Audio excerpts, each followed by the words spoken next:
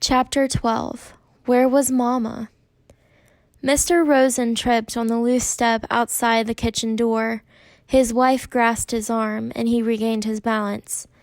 "It's very dark," Mama whispered as they stood in the yard with their blankets and bundles of food gathered in their arms. "And we can't use any kind of light. I'll go first. I know the way very well, and you follow me. Try not to stumble over the tree roots in the path. Feel carefully with your feet. The path is uneven. And be very, very quiet," she added, unnecessarily. The night was quiet too. A slight breeze moved in the tops of the trees, and from across the meadow came the sound of the sea's movement, which was a constant sound here, and had always been. But no birds called or cried here now, in the night. The cow slept silently in the barn, and the kitten upstairs in Kirsty's arms. There were stars here and there, dotting the sky among thin clouds, but no moon. Annemarie shivered, standing at the foot of the steps. "Come," Mama murmured, and she moved away from the house. One by one, the Rosens turned and hugged Annemarie silently. Ellen came to her last. The two girls held each other.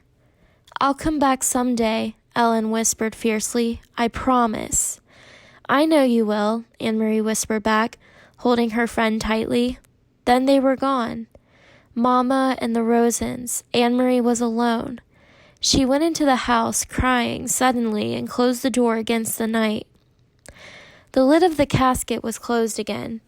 Now the room was empty. There was no sign of the people who had sat there for those hours. Annemarie wiped her eyes with the back of her hand. She opened the dark curtains in the windows. She curled once more in the rocker, trying to relax. She traced their route in her mind. She knew the old path too. Not as well as her mother, who had followed it almost every day of her childhood, with her dog scampering behind. But Annemarie had often walked to town and back that way. And she remembered the turns, the twisted trees whose gnarled roots pushed the earth now and then into knotted clumps, and the thick bushes that often flowered in early summer.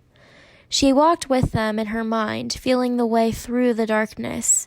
It would take them, she thought, half an hour to reach the place where Uncle Henrik was waiting with his boat. Mama would leave them there, pausing a minute, no more, for a final hug. Then she would turn and come home. It would be faster for Mama alone, with no need to wait as the Rosens, unfamiliar with the path, slowly felt their way along. Mama would hurry, sure-footed now, back to her children. The clock in the hall struck once. It was 2:30 in the morning. Her mother would be home in an hour. Annemarie decided. She rocked gently back and forth in the old chair. Mama would be home by 3:30. She thought of Papa back in Copenhagen alone. He would be awake too. He would be wishing he could have come, but knowing too that he must come and go as always to the corner store for the newspaper, to his office when morning came. Now he would be afraid for them and watching the clock, waiting for the word that the Rosens were safe, that Mama and the girls were here at the farm, starting a new day with the sun shining through the kitchen window and cream on their oatmeal. It was harder for the ones who were waiting, Annemarie knew. Less danger, perhaps, but more fear. She yawned, and her head nodded. She fell asleep, and it was a sleep as thin as the night clouds, dotted with dreams that came and went like the stars. Light woke her. But it was not really morning, not yet. It was only the first hint of a slightly lightening sky, a pale gleam at the edge of the meadow, a sign that far away somewhere to the east, where Sweden still slept, morning would be coming soon. Dawn would creep across the Swedish farmland and coast. Then it would wash little Denmark with light and move across the North Sea to wake Norway. Annemarie blinked in confusion, sitting up, remembering after a moment where she was and why. But it was not right. The pale light in the horizon. It should be dark still. It should still be night. She stood stiffly, stretching her legs, and went to the hall to look at the clock. It was past 4 o'clock. Where was Mama? Perhaps she had come home, not wanted to wake Annemarie, and had gone to bed herself. Surely that was it. Mama must have been exhausted.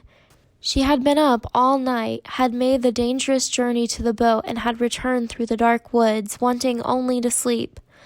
Quickly, Annemarie went up the narrow staircase. The door to the bedroom where she had slept with Ellen was open.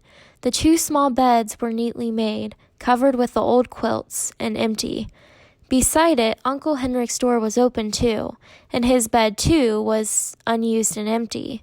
Despite her worry, Annemarie smiled slightly when she saw some of Henrik's clothes crumpled in a chair and a pair of shoes, caked with barnyard dirt, laying on the floor. "He needs a wife," she said to herself, imitating Mama. The door to the other bedroom, the one Kirsty and Mama were sharing, was closed. Quietly, not wanting to wake them, Annemarie pushed it open. The kitten's ears moved, standing up straight, its eyes open wide, and it raised its head and yawned. It pried itself out of Kirsty's arms, stretched, and then jumped lightly onto the floor and came to Annemarie. It rubbed itself against her leg and purred. Kirsty sighed and turned in her sleep, one arm free now of the kitten's warmth and comfort, flung itself across the pillow. There was no one else in the wide bed. Annemarie moved quickly to the window, which overlooked the clearing that led to the path's entrance. The light outside was still very dim, and she peered through the dimness, trying to see, looking for the opening in the trees where the path began, looking for Mama hurrying home. After a second, she saw a shape there, something unfamiliar, something that had not been there the day before, a dark shape, no more than a blurred heap at the beginning of the path.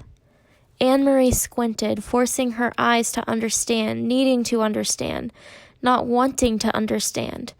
The shape moved, and she knew it was her mother lying on the earth.